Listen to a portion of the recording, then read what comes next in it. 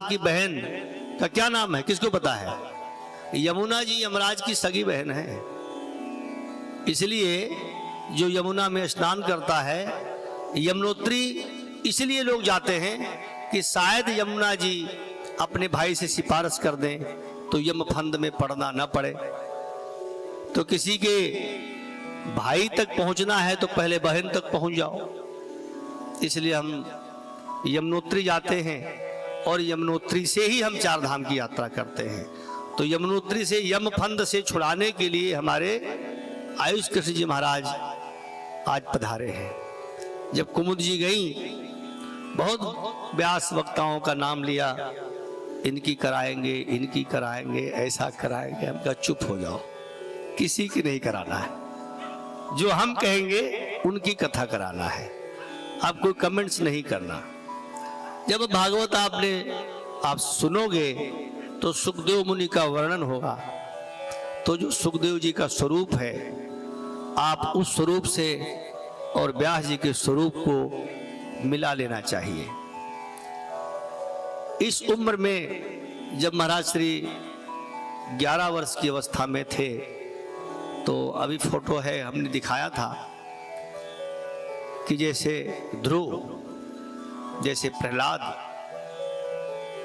वैसा स्वरूप। इनको हम सुखदेव कहें, सुखदेव मुनि कहें, सनक सनंदन सनातन ऋषि कहें, अथवा जब आप अभी नहीं 2 दिन के बाद, 3 दिन के बाद जब भगवान कृष्ण का जन्म होगा, तो आप भगवान कृष्ण से भी इनके स्वरूप को मिला सकते हैं कि घुंघराले बालन हैं, कजरारे तोरे मोटे मोटे नैना, सब सुनोगे ना।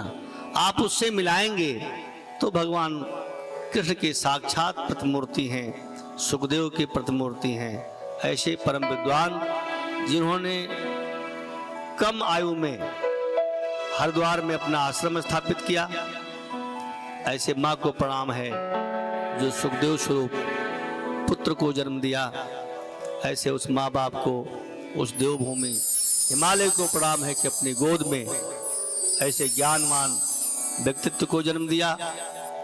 और माँ यमुना जी का, गंगा जी का, भगवान बद्री विशाल और केदारनाथ जी का आशीर्वाद है कि आप पूरे दुनिया में घूम करके सनातन संस्कृति का प्रचार करें। तो आपके बीच में हमारे सुखदेव स्वरूप आयुष कृष्ण जी महाराज विराजमान हैं। देखिए, ये जगह कल आप देखते तो पहचान नहीं पाते, एक ऐसी जगह थी। हम लोग भी सोच करके परेशान थे कि कैसे इस जगह पर कथा होगी, कौन आएगा। लेकिन इसको हमारे आश्रम के प्रबंधक हैं प्रेम प्रताप मेहता जी, उन्होंने 24 घंटे यहाँ खड़े होकर के इसको बैठने लायक बनाया। व्यास जी महाराज यहाँ पर इसकी सोच हमारे पश्चिमी यूपी से, उत्तराखंड से बिल्कुल डिफिकल्ट है। इस एरिया की लोगों ने कहा ऐसे तो मंच बनते नहीं है, 4 चौके लगा के कथा सुन लेते हैं। यहाँ पे हमारे जुबेर भाई हैं टेंट वाले, तो जब मैं आया तो देखा कि ऐसे ही कुछ चौकियां लगा दिया था। तो फटाफट मैंने रात को उसको उखाड़ के, मेहता जी दूसरे लेबर को ले आए, किसी और टेंट के लोग आए। रात को हम लोग उखाड़ के फेंक दिए थे, फिर किसी को बुलाए, फिर जुबेर भाई आए कि क्या हो रहा है। मैंने कहा ऐसा कहीं कथा होती है। तो कहा नहीं महाराज, क्या जितनी चीनी डालोगे उतने मीठा होगा। मैंने कहा हम चीनी ज़्यादा डालेंगे, लेकिन तुम मेरे अनुसार। और इस कथा की जो आयोजिका है कुमुद जी, बड़ी उदार, हमने बहुत लोगों को देखा, भगवान ने इनको जो दिया है, कोई भी काम दिल खोल के करती हैं। आज मेहता जी से बात हो रही थी तो कहा जो कुछ कहो वो हाँ है, ना तो है ही नहीं। आपने नाम लिया कि तुरंत बाजार चली जाती है, किसी भी चीज की कमी नहीं है। तो ये पितृ भी ऊपर से देख रहे हैं कि हमारे घर की मलकिन ऊपर से आशीर्वाद पुष्प बरसाएंगे। आप देख लेना, 7वें दिन पुष्प वर्षा पितृ लोग करेंगे। आप जो 2 रुपया खर्च करोगे वो अनंत गुना बढ़ करके लौट के आएगा। तो उनकी बड़ी उदारात्मा है जो ऐसे कथा को आयोजन किया। जो कुछ कमियां आज महसूस होंगी, 2 दिन के बाद, कृष्ण जन्म के दिन के बाद भीड़ बढ़ती है, थोड़ा माइक को लेकर के हमको संशय बना हुआ है, तो जो कमियां होंगी आज उसको हम कल दूर कर लेंगे। और सभी को बहुत बहुत धन्यवाद। हमारे संगीतकार बंधु बड़े प्रबुद्ध शुद्ध रूप से दिख रहे हैं और आप सभी को भजन के माध्यम से आनंदित करेंगे। और कथा का समय 5 बजे से, लेकिन आज तो 6 यही बज गया। अब कब तक आप लोग चलाएंगे सुनेंगे वो तो हरी इच्छा पर छोड़िए, क्योंकि सभी लोग इसी मोहल्ले के हैं, सबको भोजन प्रसाद मिल ही जाएगा। 7 दिन नहीं देर में कर लेंगे तो कुछ होगा नहीं। रोज रोज कथा का आयोजन नहीं होता है। तो मैं सुखदेव स्वरूप महाराज श्री में निवेदन करता हूँ कि आपको भागवत के रस में डुबोएं और भागवत कथा की ओर ले जाए। बोले व्यास जी महाराज की जय हो। बोले कृष्ण कन्हैया लाल की जय। श्रीमद् भागवत महापुराण की जय। सब संतन की जय हो। पूज्य श्री स्वामी जी महाराज की हरिद्वार धाम की गंगे यमुने मैया की हर हर महादेव शंभो।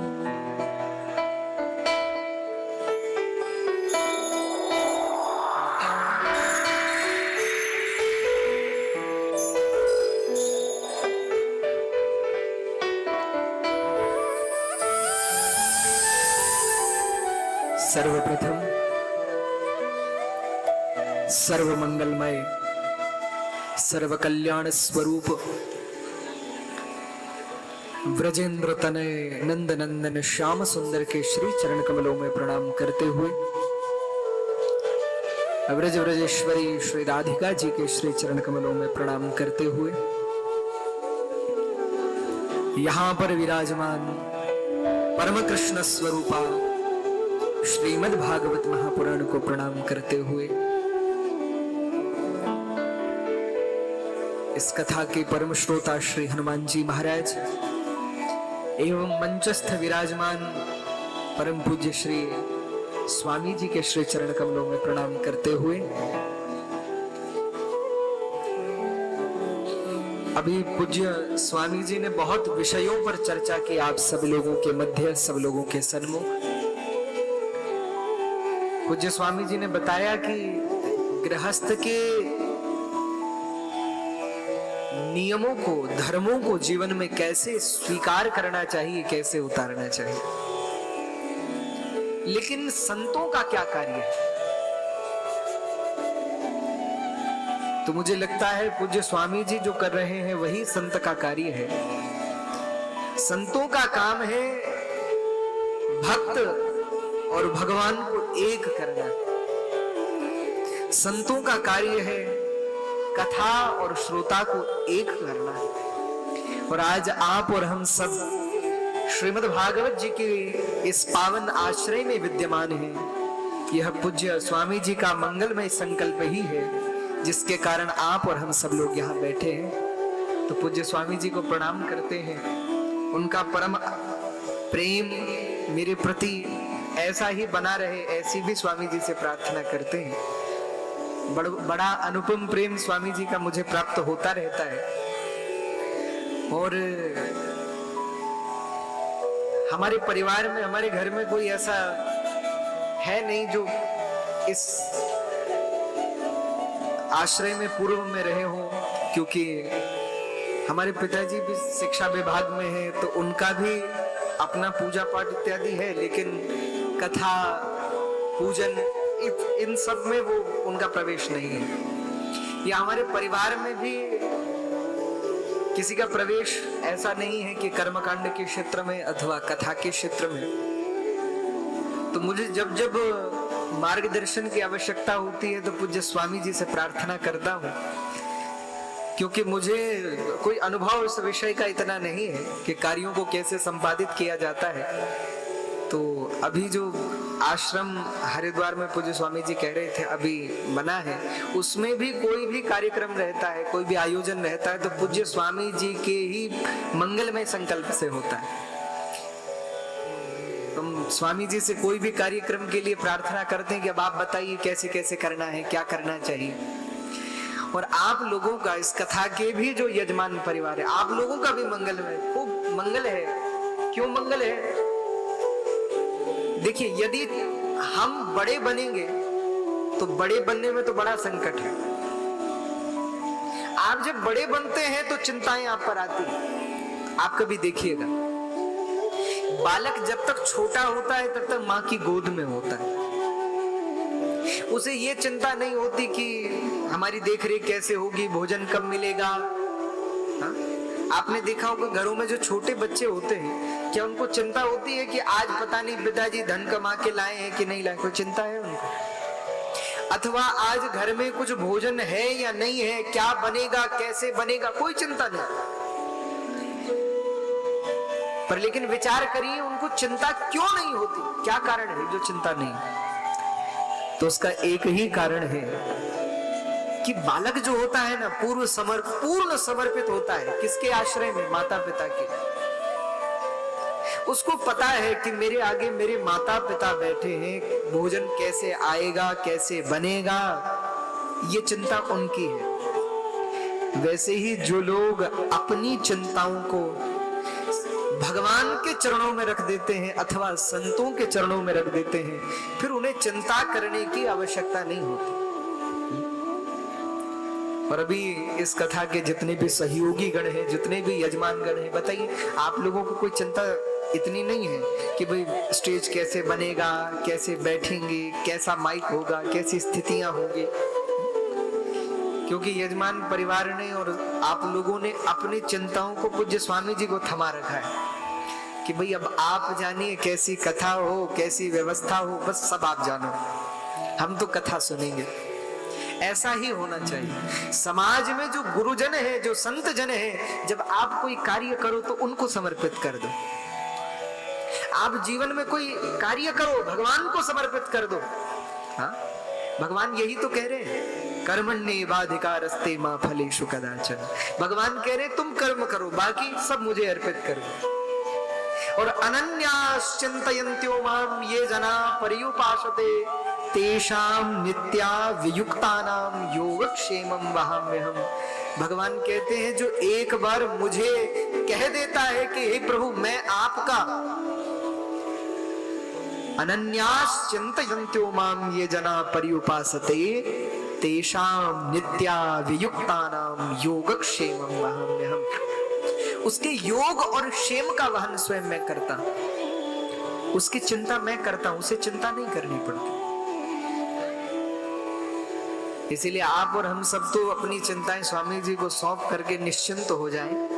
इसी में आनंद है, इसी में कल्याण है।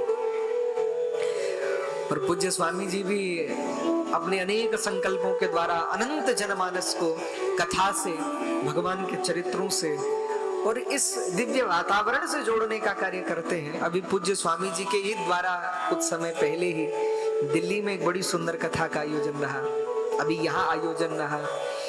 तो स्वामी जी संपूर्ण भारतवर्ष में ही नहीं, विश्व भर में अपने संकल्पों के माध्यम से समाज के उत्थान के लिए कार्य कर रहे हैं। और हम सब लोगों का सौभाग्य है कि पूज्य स्वामी जी के आश्रय में बैठकर आप और हम सब कथा सुन रहे हैं। तो पूज्य स्वामी जी को पुनः प्रणाम, कोटि कोटि प्रणाम। और मंचस्थ समस्त भूदेवता, हमारे ब्राह्मण देवता, और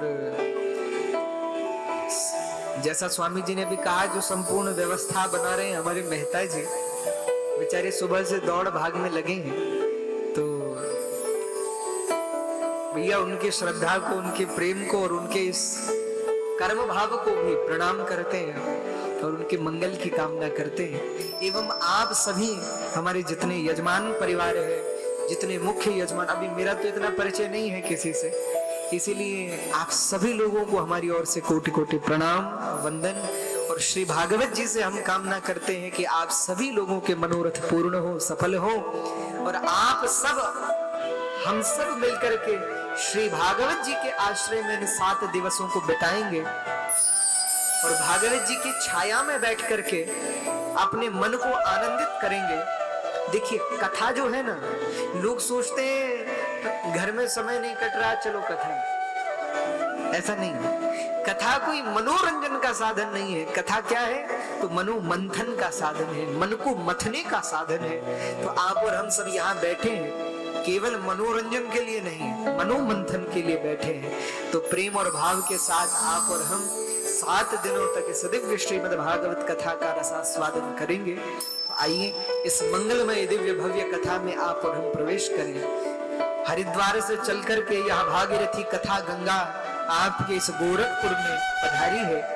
और जैसा स्वामी जी ने कहा, ये तो गोरखनाथ जी की भूमि है, साक्षात शिव स्वरूप, साक्षात कल्याण स्वरूप महान योगीराज हुए श्री गोरखनाथ जी। तो उनकी यह भूमि है और उनकी भूमि में ये कथा रूपी गंगा हरिद्वार से चल करके आई है। तो वैसे तो आप लोगों को आना पड़ता है गंगा जी का दर्शन करने के लिए हरिद्वार में, किंतु आज कितने सौभाग्य की बात है कि साक्षात गंगा जी आपके घर पर चल करके आई। आप जानते हैं गंगा 2 प्रकार की, बहुत ध्यान से सुनिएगा। गंगा को हमारे यहाँ 2 प्रकार का कहा है, एक है भागीरथी गंगा और दूसरी है कथा गंगा। जहां भागीरथी गंगा और कथा गंगा 2 प्रकार की गंगाएं हैं, लेकिन दोनों में भी श्रेष्ठ कौन है? आप बताओ, भागीरथी गंगा या कथा गंगा, दोनों में श्रेष्ठ कौन है? दोनों में श्रेष्ठ है कथा गंगा। क्यों? इसका एक कारण हम आपको बताते हैं। भाई भागीरथी गंगा जी का दर्शन करना है तो हरिद्वार जाइए, गौमुख जाइए, गंगोत्री जाइए, अथवा प्रयाग जाइए, काशी जाइए। लेकिन यदि कथा गंगा का दर्शन करना है तो जाना नहीं पड़ता, वो आपके घर पर चल करके आती है, आपके क्षेत्र में चल करके आती है। तो हम लोगों का यह कर्तव्य बनता है कि जब यह कथा गंगा आपके और हमारे क्षेत्र में आई है, पधारी है, तो हम सब लोग मिलकर के इस गंगा में, इस कथा गंगा में खूब रसास्वादन करें, खूब डुबकी लगाएं।